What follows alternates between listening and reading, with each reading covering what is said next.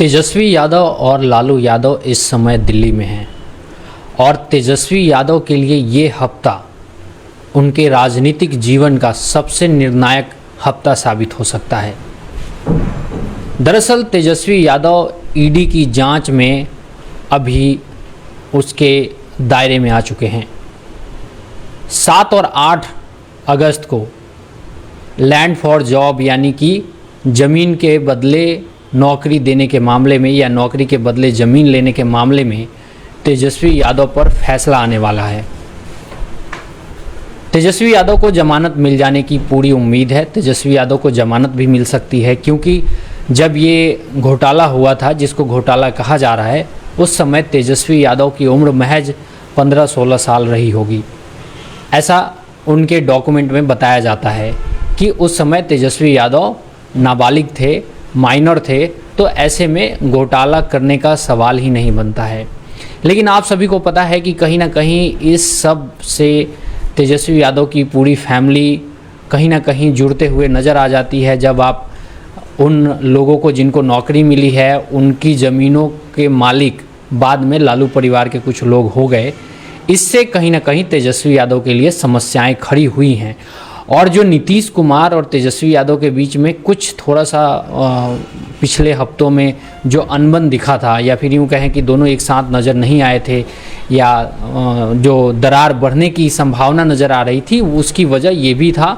और दूसरा, तेजस्वी यादव के कुछ मंत्रियों के ऐसे बयान जो कि नीतीश कुमार का जो एक बड़ा ड्रीम है कि पूरे विपक्ष को एकजुट करके और उसका नेता बन जाए, उसमें कहीं ना कहीं डेंट लगते हुए नज़र आ रहा था। क्योंकि नीतीश कुमार के साथ स्वर्ण वोटर भी काफ़ी संख्या में रहे हैं और जो तेजस्वी यादव के पार्टी के जो मंत्री थे, उसमें चंद्रशेखर हो या आलोक मेहता, उन्होंने जो टिप्पणी की थी वो स्वर्णों के खिलाफ थी। तो उससे नीतीश कुमार का कहीं ना कहीं वोट बैंक का जो समीकरण था वो बिगड़ रहा था। आप सभी को पता है कि नीतीश कुमार ने अपने वोट बैंक को सही तरीके से दुरुस्त रखने के लिए ही आनंद मोहन को जेल के नियम में, जेल कानून में बदलाव करके बाहर निकाला ताकि राजपूत वोटों की संख्या उनके पार्टी के वोटों में बढ़ जाए। ऐसे में तेजस्वी यादव और नीतीश कुमार के बीच में जो दूरी बढ़ रही थी, या फिर जितना ज़्यादा तेजस्वी यादव कमज़ोर होंगे, नीतीश कुमार के लिए उतना ही मुफीद समय हो जाएगा कि नीतीश कुमार अपने मन से फैसले ले सकें।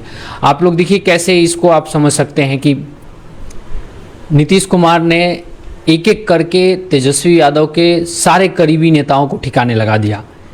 अब देखिए कैसे सबसे पहले शुरुआत हुई थी सुधाकर सिंह से, जो राजद के प्रदेश अध्यक्ष के बेटे हैं, उनको ठिकाने लगाया गया। कार्तिकेय सिंह को ठिकाना लगाया गया क्योंकि वो अनंत सिंह के करीबी थे, उनके ऊपर जो था आप सभी को पता है। इसके बाद प्रोफेसर चंद्रशेखर को भी नीतीश कुमार ने ठिकाने लगा दिया।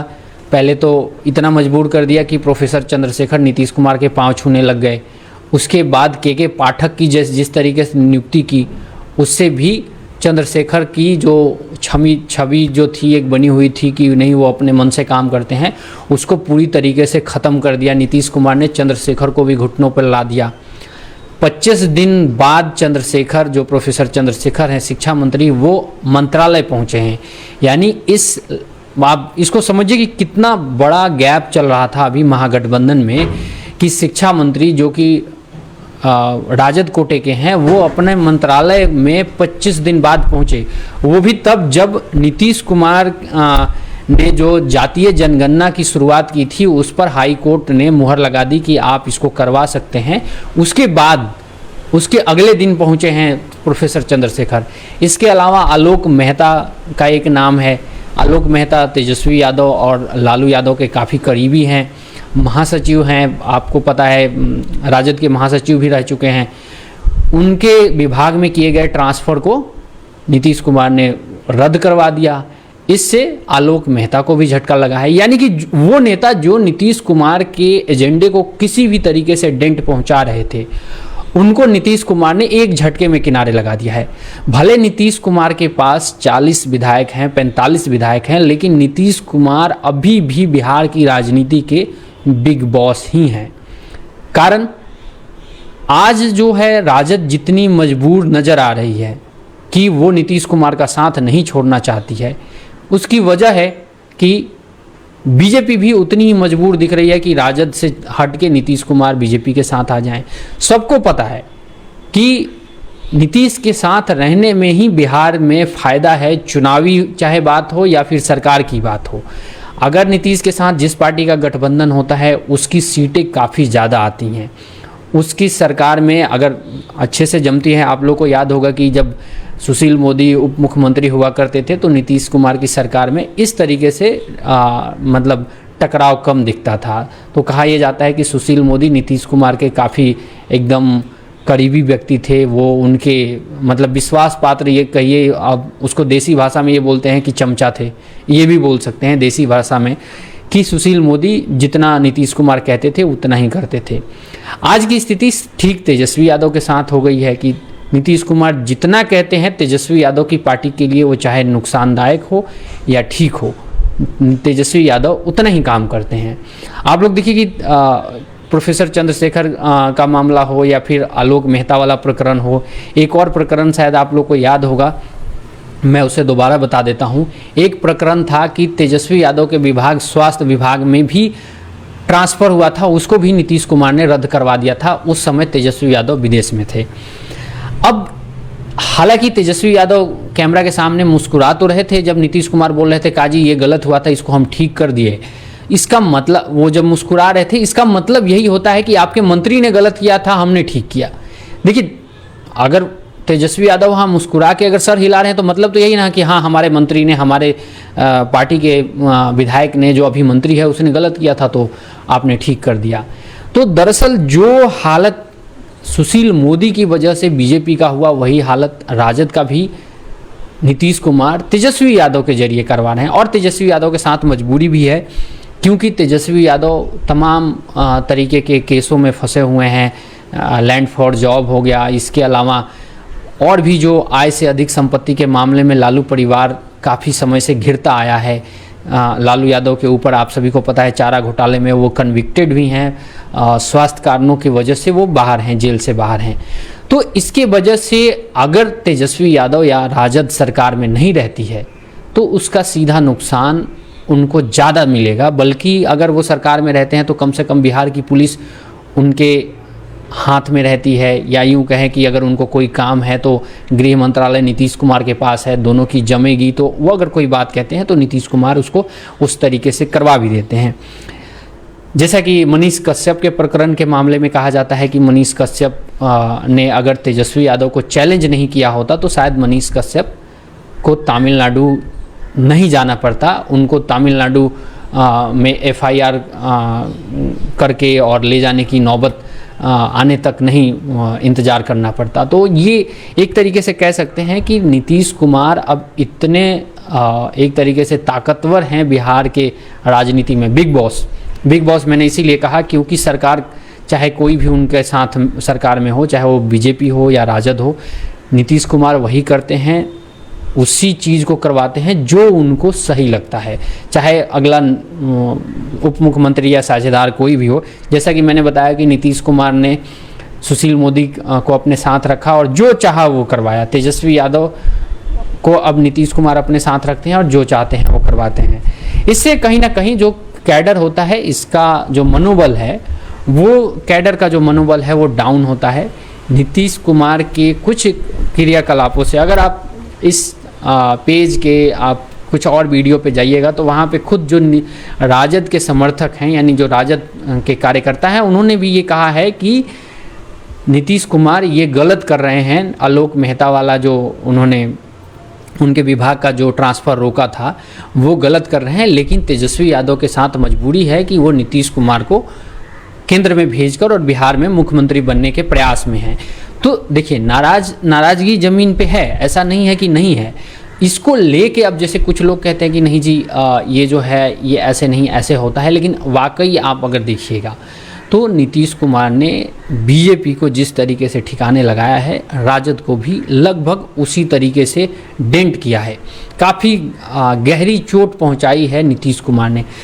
अब देखिए कि ऐसा कैसे हो सकता है कि एक 80 विधायकों वाला दल, उसके पार्टी का एक बड़ा नेता अब वैसे तो राजद में बड़े नेता की अगर गिनती करें तो जो लालू परिवार है उनके अलावा कोई और बड़ा नेता नहीं होता है, लेकिन अगर उसके बाद अगर बड़े नेताओं की बात करें तो उसमें आपको आलोक मेहता मिलते हैं, जगदानंद सिंह मिलते हैं, शिवानंद तिवारी मिलते हैं, उसके बाद भोला यादव मिलते हैं।